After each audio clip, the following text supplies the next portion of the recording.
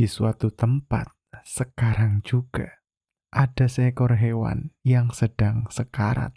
Dan dia nggak tahu dia akan mati.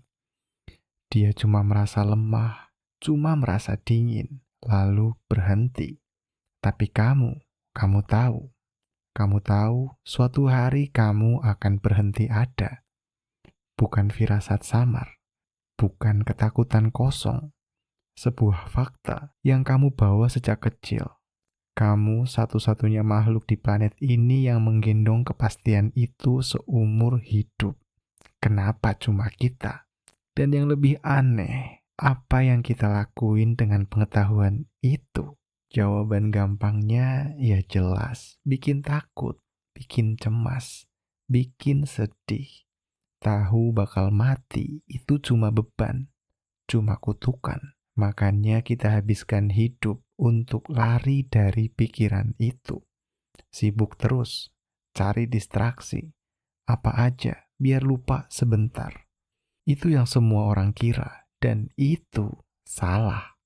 Karena pengetahuan ini nggak cuma bikin kita takut, diam-diam dia membangun sesuatu yang jauh lebih besar. Tapi buat ngerti itu, kita harus mulai dari satu pertanyaan kecil.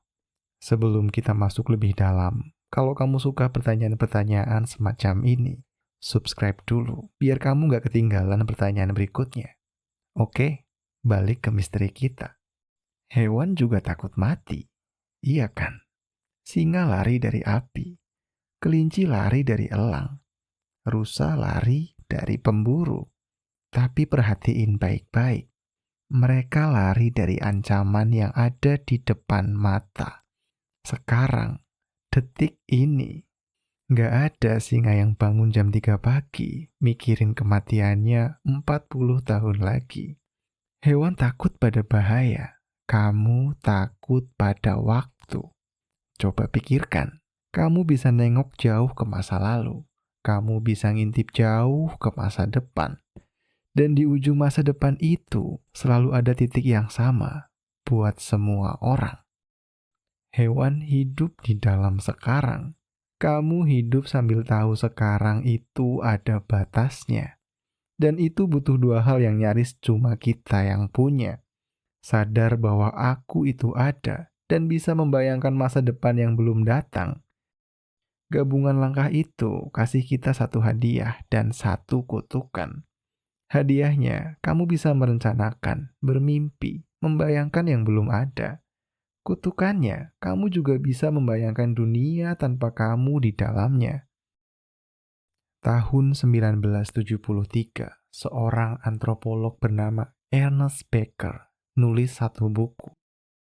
Judulnya The Denial of Death, Penyangkalan Atas Kematian. Bukunya menang Pulitzer dan idenya bikin orang gak nyaman sampai hari ini.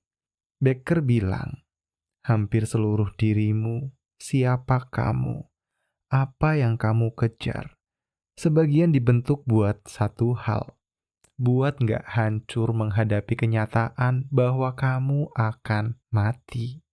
Pikirin pertanyaan ini, kenapa kamu ingin jadi seseorang? Kenapa rasanya penting buat berarti? Becker jawab, itu baju besi, harga diri, prestasi, pengakuan, semua itu perisai. Perisai dari satu rasa bahwa kamu cuma seonggok daging yang akan membusuk lalu dilupakan.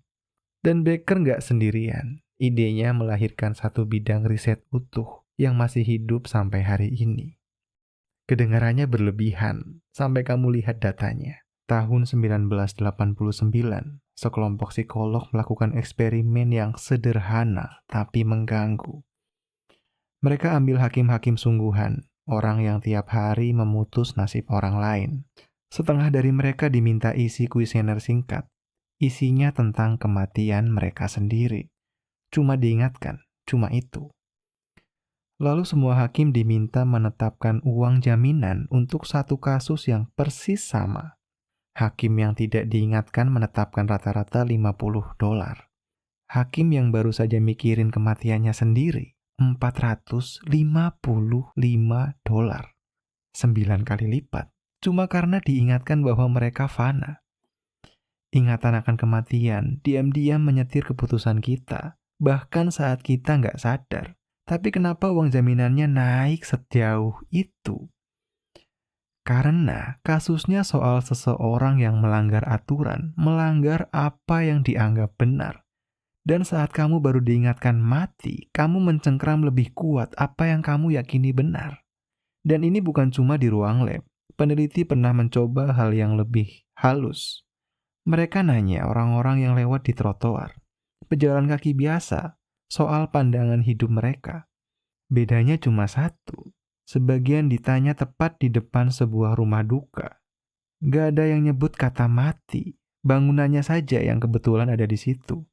Dan orang yang berdiri di depan rumah duka itu jadi lebih yakin bahwa orang lain berpikir sama seperti mereka, cuma karena kematian lewat sebentar di sudut mata mereka. Dan ini bukan 1-2 percobaan. Selama 2 dekade, ratusan eksperimen menemukan pola yang sama. Gak selalu, gak pada setiap orang, tapi cukup sering untuk gak bisa diabaikan. Satu pengingat kecil tentang kematian, dan diam-diam siapa kamu ikut bergeser. Jadi gitu jawabannya. Ingat mati bikin kita jadi lebih keras, lebih takut. Setengah benar, tapi itu belum intinya. Karena hal yang sama juga bikin kita lebih melekat ke nilai kita, ke kelompok kita, ke hal yang kita anggap suci. Ancaman kematian gak cuma bikin kita takut, dia bikin kita mati-matian memegang sesuatu. Pertanyaannya, memegang apa? Kenapa orang bisa mati-matian membela bendera, membela tim, membela keyakinan? Karena di bawah semua itu, ada satu janji yang gak pernah diucapkan keras-keras. Kalau aku bagian dari sesuatu yang abadi, mungkin aku ikut abadi. Pikirin ini sebentar.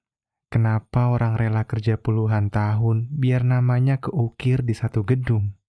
Kenapa ada orang yang ingin sekali namanya jadi nama jalan? Kenapa kita posting foto liburan, seolah dunia harus tahu kita pernah ke sana? Lucu kalau dipikir, tapi sebentar lagi kamu nggak akan ketawa lagi. Inilah jawabannya. Kesadaran akan kematian nggak cuma bikin kita takut. Dia jadi mesin yang diam-diam membangun hampir semua yang kita sebut peradaban. Agama, karya seni, monumen, anak, karir, nama baik. Lihat sekeliling kamu. Hampir semua yang manusia bangun punya satu benang yang sama. Sesuatu yang lebih besar dari kita. Sesuatu yang akan tetap ada setelah kita tiada. 3 psikolog, Greenberg, Solomon, Brzezinski, kasih nama buat ini. Terror Management Theory. Becker punya istilah yang lebih indah. Proyek keabadian. Cara manusia berkata, aku tahu tubuhku akan hilang, tapi sesuatu dari aku akan tetap tinggal. Piramida dibangun karena seseorang gak mau dilupakan. Setiap candi, setiap kitab, setiap lagu yang ditulis biar gak hilang. Setiap orang tua yang bilang, yang penting anakku jadi orang. Semua itu satu kalimat, diucapkan jutaan cara. Aku ada dan aku nggak mau lenyap begitu saja. Kamu ingin meninggalkan sesuatu karena di dasar dirimu, kamu tahu kamu akan pergi. Itu bukan kesombongan, itu cara satu-satunya makhluk yang tahu dia fana buat bertahan waras. Hadiah dan kutukan tadi ternyata satu benda. Pengetahuan yang sama yang bikin kamu takut mati adalah yang bikin kamu ingin hidup untuk sesuatu.